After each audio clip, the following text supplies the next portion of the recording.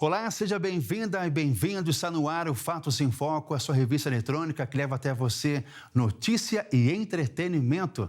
E te convido agora a acompanhar os destaques desta edição. Um estudo foi realizado por um grupo de pesquisadores de diferentes universidades dos Estados Unidos e concluíram que os pássaros possuem uma espécie de amizade. Você se considera uma pessoa ciumenta? A nossa equipe conversou com um especialista para saber quando o ciúme se torna algo doentio. Pesquisadores da Universidade Federal do Rio Grande do Sul descobriram um fóssil de uma nova espécie de dinossauro que viveu no Brasil há aproximadamente 237 milhões de anos. Tudo isso e muito mais é o que você acompanha a partir de agora no Fatos em Foco. Começo trazendo um ditado que diz: os amigos são a família que criamos. Eles são aqueles com quem não possuímos laços sanguíneos, mas que a relação se estabelece através de uma troca uns com os outros. Mas será que isso é possível também no mundo animal? É o que saberemos a partir de agora. O estudo foi realizado por um grupo de pesquisadores de diferentes universidades dos Estados Unidos. Ao longo de 20 anos, os dados que foram analisados concluíram que os pássaros da espécie estorninho soberbo, que habitam o leste das savanas africanas, possuem uma espécie de amizade. Isso porque as aves têm o comportamento de ajudar umas às outras, com a expectativa de terem o favor retribuído futuramente.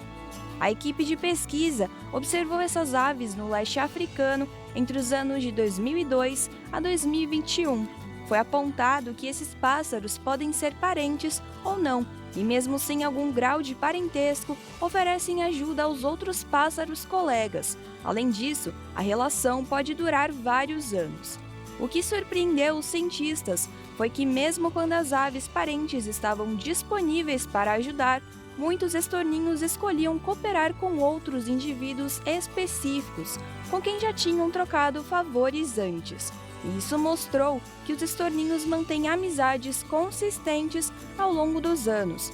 Para os especialistas, a reciprocidade entre os animais tem um papel fundamental para a sobrevivência, ao ampliar o grupo e promover a estabilidade em sociedades cooperativas complexas.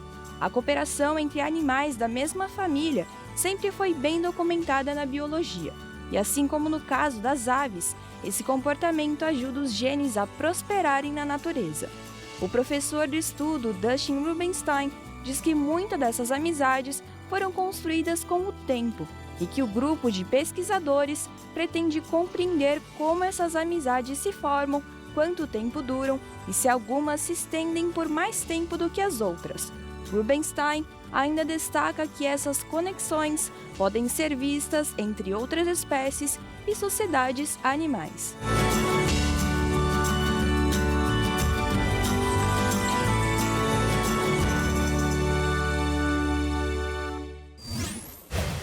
O número de transplantes no Brasil bateu recorde em 2024, mas 78 mil pessoas ainda estão na fila de espera por um órgão.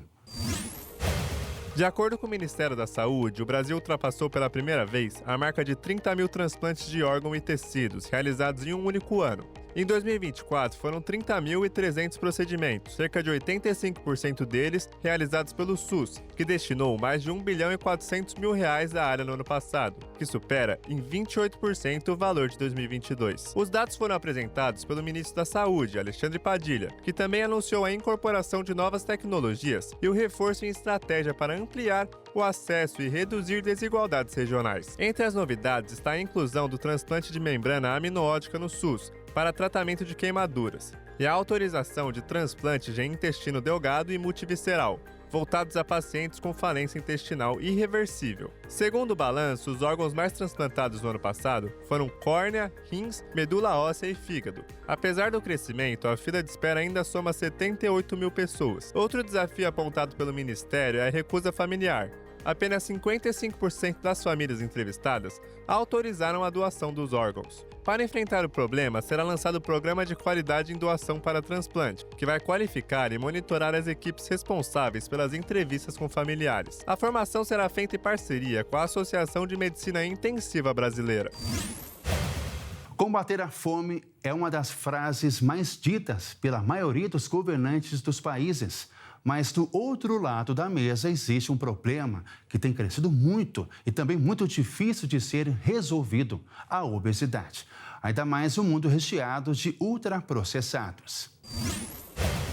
O Brasil enfrenta um paradoxo alimentar. Enquanto ainda combate a fome, precisa também enfrentar o avanço da obesidade e do excesso de peso, que hoje atinge mais de 60% da população, segundo dados do Ministério da Saúde. Para especialistas, o desafio atual não é apenas garantir o acesso ao alimento, mas assegurar que a população tenha condições de se alimentar de forma saudável e equilibrada. José Graziano, idealizador do programa Fome Zero e ex-diretor da Organização das Nações Unidas para a Alimentação e Agricultura, destaca que combater a obesidade é hoje uma missão ainda mais complexa do que erradicar a fome. Ele aponta que mudanças estruturais na alimentação dos brasileiros, intensificadas pela urbanização e pela pandemia, fizeram com que produtos ultraprocessados, como salsichas e congelados, ocupassem cada vez mais espaço no prato, substituindo alimentos tradicionais como feijão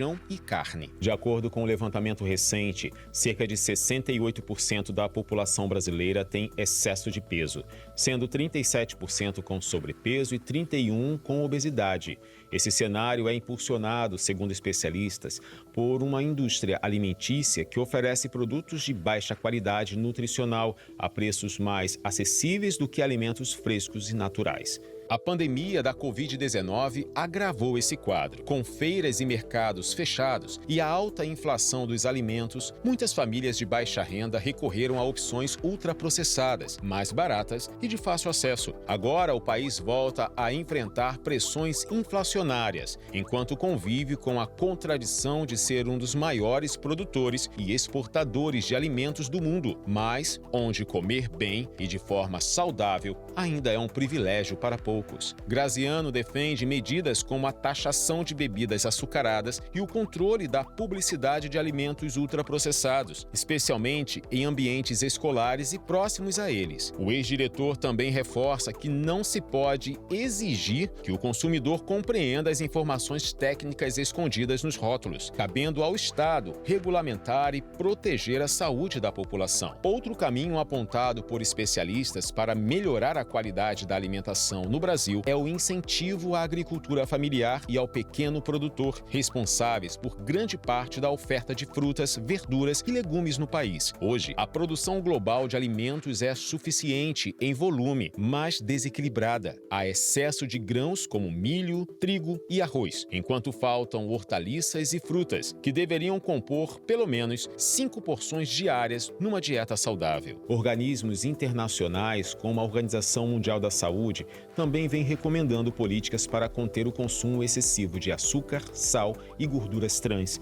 Mais de 100 países já adotaram impostos sobre bebidas açucaradas como forma de desencorajar o consumo. Para especialistas, além das políticas fiscais e regulatórias, é essencial investir na educação alimentar e promover o acesso a alimentos frescos e nutritivos. O combate à fome deve caminhar lado a lado com a promoção de dietas saudáveis, para que o Brasil supere não só a insegurança alimentar, mas também os riscos associados ao excesso de peso e às doenças crônicas. O número de nascimentos no Japão ficou abaixo de 700 mil pessoas em 2024, segundo dados divulgados pelo governo japonês.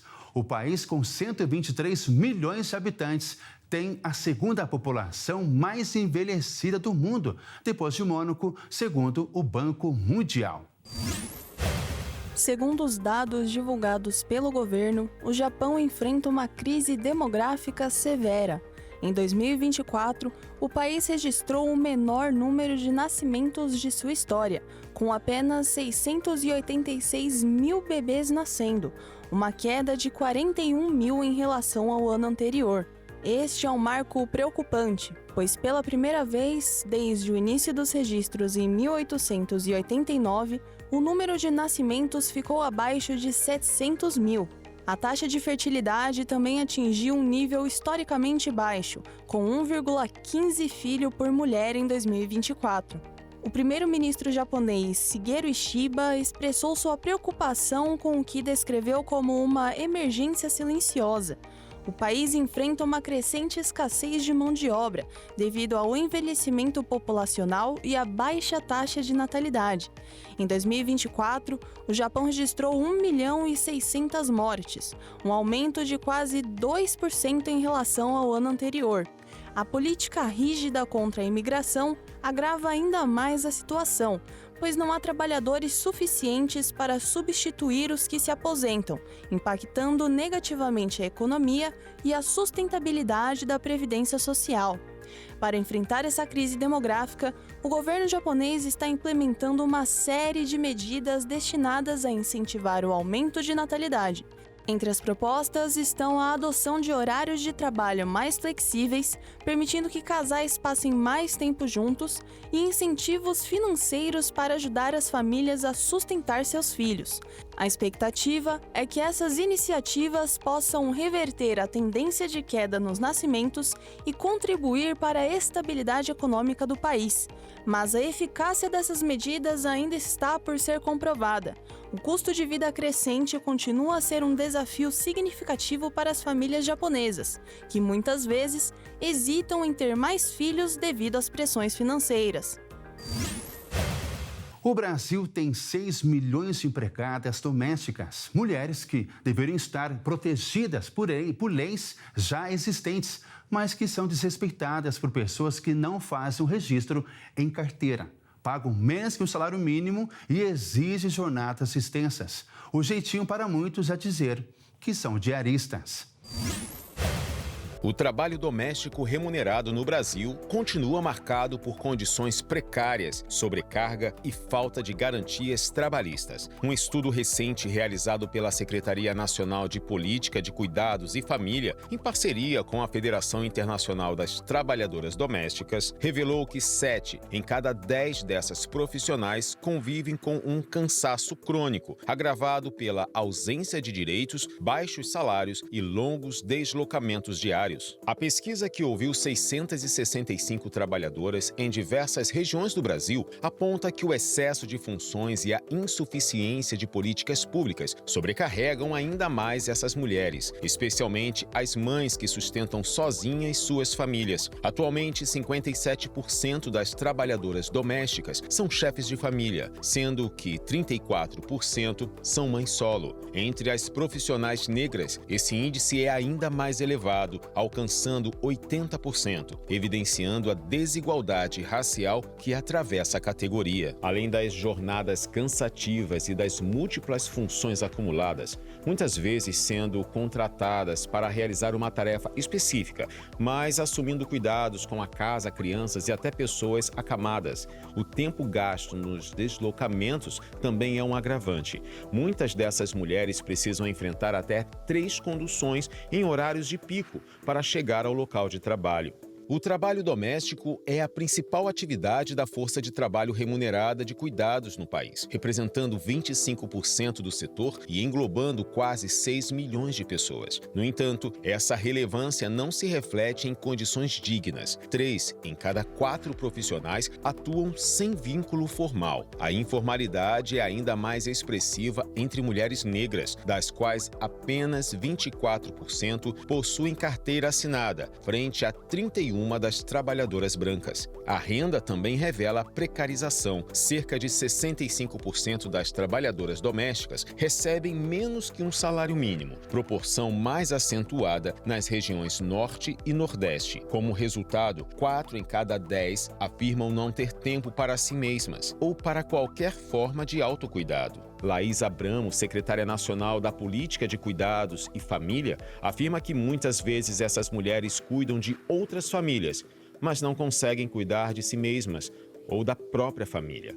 A ausência de serviços públicos de apoio, como creches em tempo integral e escolas com horários compatíveis, agrava a sobrecarga, gerando estresse e impedindo que essas mulheres tenham uma rotina menos sacrificante. Apesar dos avanços, com a aprovação da PEC das domésticas em 2013 e a Lei Complementar 150, especialistas indicam o fato de que a legislação brasileira ainda cria distinções entre mensalistas e diaristas, reconhecendo o vínculo formal apenas para quem trabalha 3 ou mais dias por semana para o mesmo empregador. Para muitos, essa diferenciação aumenta a precarização e deveria ser revista, como já ocorreu em outros países da América Latina, onde o trabalho doméstico é reconhecido independentemente da quantidade de dias trabalhados. A criação de novas micro e pequenas empresas do Rio de Janeiro geraram otimismo. Apenas no primeiro trimestre, o número aberto foi o dobro do mesmo período do ano passado. O estado ficou atrás apenas de São Paulo, Minas Gerais e Paraná. O Rio de Janeiro foi o quarto estado que mais registrou aberturas de pequenos negócios no início de 2025. De acordo com a sondagem feita pelo Sebrae Rio, só no primeiro trimestre do ano foram mais de 68,9 mil microempreendedores individuais, microempresas e empresas de pequeno porte, o que representa 97% do total de novas empresas no estado, sendo a grande maioria formada por MEIs. Observando por regiões, a metropolitana concentrou cerca de 77% dos novos negócios abertos no estado. Entre os municípios, a capital do Rio liderou o ranking com certa folga, totalizando cerca de 31 mil empresas. Em seguida, Duque de Caxias com 3,7 mil, Nova Iguaçu, São Gonçalo e Niterói, todas acima da marca dos 3 mil. Entre os segmentos que mais registraram aberturas, correspondendo a 80% dos pequenos negócios criados no período, logística e transporte foram os destaques, assim como saúde e bem-estar. Além desses serviços de alimentação, casa e construção e educação também chamaram a atenção. Os números geram otimismo com relação ao ano passado, em 2024, quando cerca de 137 mil pequenos negócios foram abertos no Rio ao longo do ano. O levantamento realizado em 10 países constatou que 40% dos trabalhadores da geração Z, nascidos entre 1997 e 2010, vê uma lacuna nas habilidades tecnológicas de seus colegas mais velhos. Apenas 25% dos funcionários veteranos acham que não tem problema nesta área. As informações fazem parte da pesquisa Korn Ferry Workforce 2025, que consultou 15 mil profissionais de vários níveis hierárquicos, desde cargos de entrada até CEOs, a respeito de como eles se sentem em relação ao trabalho.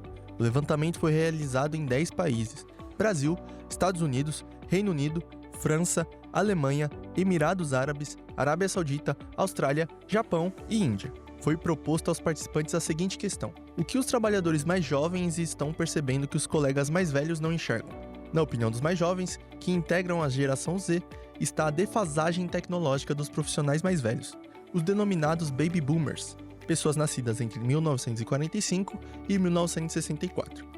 Outra temática bastante discutida pela geração Z é a comunicação. 49% reivindicou mais interação e melhores treinamentos para o trabalho em equipe. Entre os Baby Boomers, apenas 27% consideram que há um problema nesta área.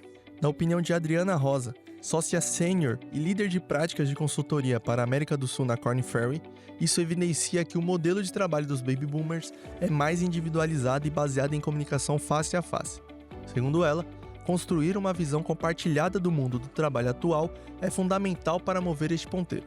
Segundo o levantamento, 37% dos millennials, indivíduos nascidos entre 1981 e 1996, têm a percepção de que há um conflito fundamental nos valores geracionais no ambiente de trabalho. Entre os Baby Boomers, esse número cai para 27%. Grande parte dos Baby Boomers indicou ter uma visão mais otimista. Ao menos 45% deles disseram acreditar que não há desafios em trabalhar com diferentes gerações. Entre a geração Z, entretanto, apenas 17% dos trabalhadores têm esse mesmo pensamento.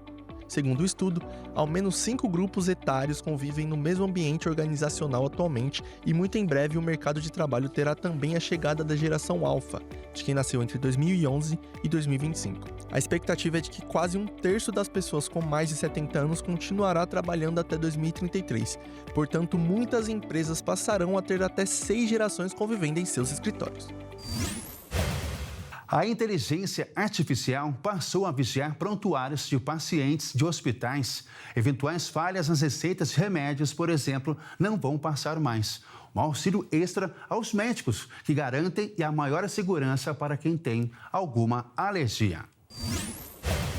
O uso de tecnologias avançadas como inteligência artificial e realidade virtual está transformando o ambiente hospitalar no Brasil, com impactos diretos na segurança e na eficiência do atendimento aos pacientes. Instituições em Brasília, Rio de Janeiro e São Paulo, na rede Américas, já utilizam ferramentas que analisam dados clínicos em tempo real para apoiar decisões médicas e prevenir riscos. Uma das inovações mais relevantes é a IA, que atua na análise de prescrições médicas. O sistema cruza informações do prontuário, histórico de alergias, exames laboratoriais e imagens com as medicações prescritas, emitindo alertas sempre que identifica potenciais riscos ao paciente. Com isso, o trabalho do farmacêutico clínico torna-se mais preciso, permitindo ajustes nas prescrições de forma rápida e segura, sempre com a concordância do médico responsável. Além de aprimorar a segurança assistencial, a tecnologia também contribui para o ganho de produtividade e redução de custos nos hospitais,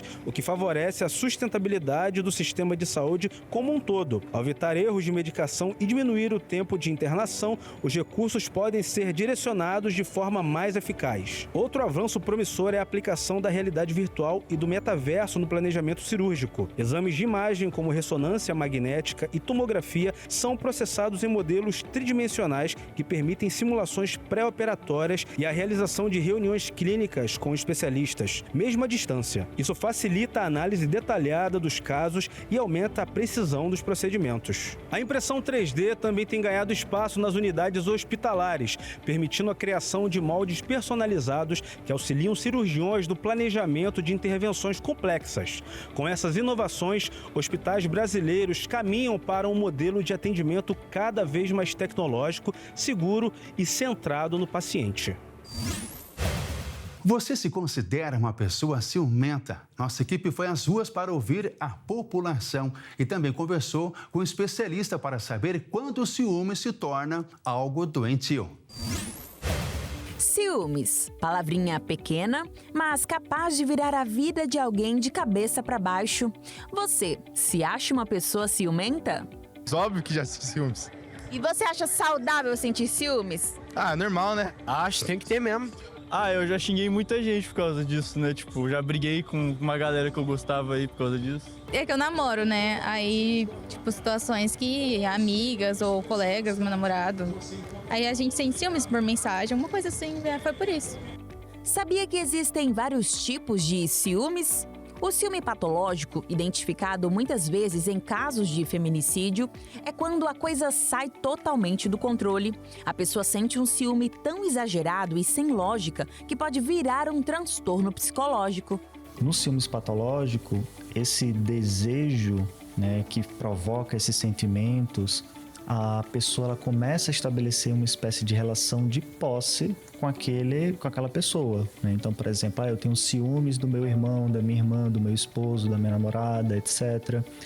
E no ciúmes patológico eu tento controlar ao máximo, tal como se aquela pessoa fosse um objeto. A Raquel Gabriela, que é de Três Lagoas, viveu um pesadelo por quase 3 anos num relacionamento abusivo.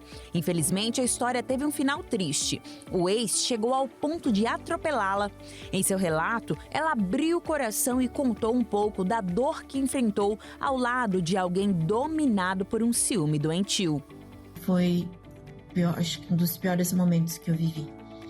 Ele passou com um carro em cima de mim. E no trajeto, até me levando ao UPA para ser socorrido, que eu moro próximo, ele dizia o tempo todo em me matar porque eu era prova viva. E eu jurava para ele o tempo todo que eu não ia chamar a polícia, eu não ia contar para ninguém. Enfim, foi uma tortura até chegar lá. Chegamos, fui atendida, ele ficou na sala o tempo todo e eu disse que eu não tinha visto quem me atropelou, como estava tendo festa na cidade. Imaginou que eu dei desculpa que poderia ser alguém bêbado ou drogado, não dei parte e ficou por isso mesmo. Então foi um momento de muita tortura, eu entrei numa depressão profunda. Ainda faço tratamento porque ficou sequelas. Então eu falo assim, mulheres, não espera chegar no extremo. Eu estou viva hoje por um milagre. Infelizmente, histórias como a da Raquel são mais comuns do que a gente imagina. E o mais assustador é que não dá para saber de cara quem sofre de ciúmes patológico. Não existe um perfil certinho, mas os sinais existem. E o pior erro é fingir que não viu. Geralmente essa pessoa ela vai ter uma ansiedade muito grande ali no afastamento daquela pessoa amada. Ou então essa pessoa ela vai ficar tentando controlar a todo custo, né, o jeito com que aquela pessoa anda, com quem que ela anda, os horários, etc. E quando a gente está falando, né, de um relacionamento entre duas pessoas, especialmente os relacionamentos amorosos, vai trazer alguns traços do que a gente chama hoje, né, de relacionamentos abusivos. Então, nesses relacionamentos abusivos, geralmente, por ter essa relação de posse, né, que é comum dos ciúmes patológicos, quando aquela pessoa ela não segue aquele script que a pessoa começa a imaginar, né, do que seria correto, etc., pode existir algumas situações de essas inundações dessas emoções que pode acabar provocando ali um desarranjo nessa relação. É essencial aprender a lidar com os ciúmes, seja nos casos patológicos ou normais, pois o psicológico de quem sente os ciúmes ou de quem é afetado por eles sofre. Por isso é tão importante buscar ajuda o quanto antes. O mais importante de tudo é que a pessoa ela possa compartilhar esse relato com outra pessoa. Então, às vezes é mensagem no WhatsApp, comunicar isso com outras pessoas, né, para que vá criando ali essas provas, porque se em algum momento chega a acontecer alguma situação que ninguém está esperando isso, mas caso chegue a acontecer uma situação que envolva algum tipo de violência, a pessoa ela tem depois ali, né, como recorrer seus direitos, né, que estão sendo violados naquela situação, né? Então, acho que essa é a medida primária mais importante. O ciúmes é uma consequência de uma insegurança. E por isso que nós temos que buscar ajuda, né? A psicologia está aí, a psiquiatria está aí, é terapia mesmo. Eu já fui ciumenta também, mas a insegurança estava em mim, não estava nele, entendeu? Então, quando eu tratei a minha parte, nosso relacionamento melhorou. Vamos completar 37 anos de casados. É uma vida. No Espírito Santo, um projeto tem servido de exemplo de superação. Uma área de mangue que parecia perdida está sendo recuperada.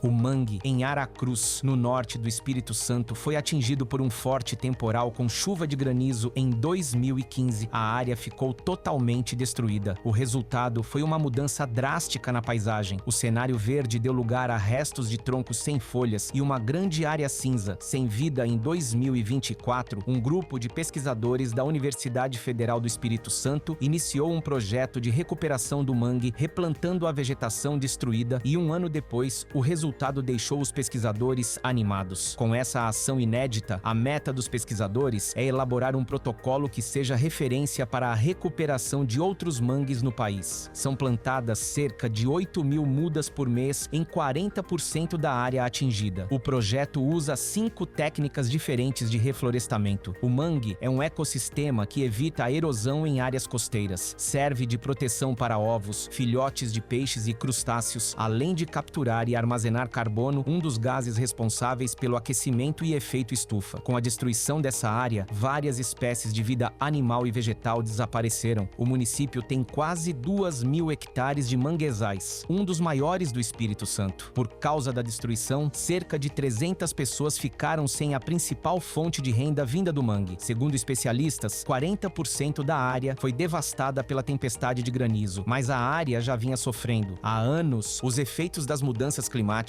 como períodos de seca prolongados. Experientes em lidar com o mangue são os próprios pescadores, catadores de caranguejo, siri e moradores do entorno. Na região de Santa Cruz, são os próprios pescadores, catadores de caranguejo, siri e moradores do entorno na região de Santa Cruz, que estão empenhados na plantação. Antes da catástrofe, eles tiravam do local ostras, ameixa, lambretas e caranguejo. De acordo com a Secretaria de Meio Ambiente de Aracruz, o impacto foi além de ambiental. passando também pelo econômico e social. Por esta razão, os ribeirinhos recebem uma bolsa para ajudar no projeto com o plantio. O projeto permite o pagamento de bolsa mensal para os catadores que estão participando do plantio, via o Fundo Brasileiro para a Biodiversidade, fundo privado para financiamento de projetos sem fim lucrativo. O cuidado com o meio ambiente é importante para a manutenção da biodiversidade e da sobrevivência humana.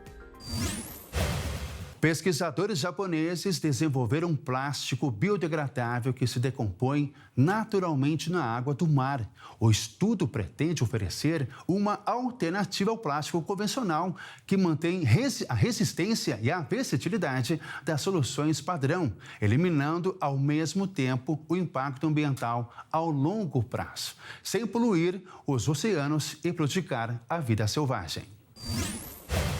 Em um laboratório na cidade de Wako, próximo a Tóquio, a equipe demonstrou um pequeno pedaço de plástico desaparecendo em um recipiente com água salgada, após ser agitado por cerca de 1 hora. Plásticos biodegradáveis existentes como o ácido polilático, que não se degradam na água do mar, porque são insolúveis em água. Esses minúsculos fragmentos de plástico, com menos de 5 milímetros de comprimento, entram na cadeia alimentar, colocando em risco a vida aquática e a saúde humana. A pesquisa analisou o potencial dos plásticos supramoleculares, polímeros unidos por interações reversíveis. O estudo, publicado na Science, detalhou a descoberta experimental desse novo plástico com estruturas de pontes salinas reticuladas, o que o torna resistente, porém degradável na água do mar. Takuzo Aida, diretor do grupo de pesquisadores do Centro Riken para a Ciência da Matéria Emergente e da Universidade de Tóquio, destacou que o uso em embalagem seja uma das possíveis aplicações do material. A equipe ainda não detalhou planos para comercializar o produto, mas a pesquisa tem atraído interesse significativo de alguns segmentos. Atualmente, cientistas em todo o mundo estão correndo para desenvolver soluções inovadoras para a crescente crise de resíduos plásticos. A poluição plástica deve triplicar até 2040, estima o Programa das Nações Unidas para o Meio Ambiente, adicionando por ano de 23 a 37 milhões de toneladas de resíduos aos oceanos do mundo. Segundo Aida, as crianças não podem escolher o planeta em que viverão. É dever dos cientistas garantir que elas tenham o melhor ambiente possível. O pesquisador também destacou que o novo material é tão resistente quanto os plásticos à base de petróleo.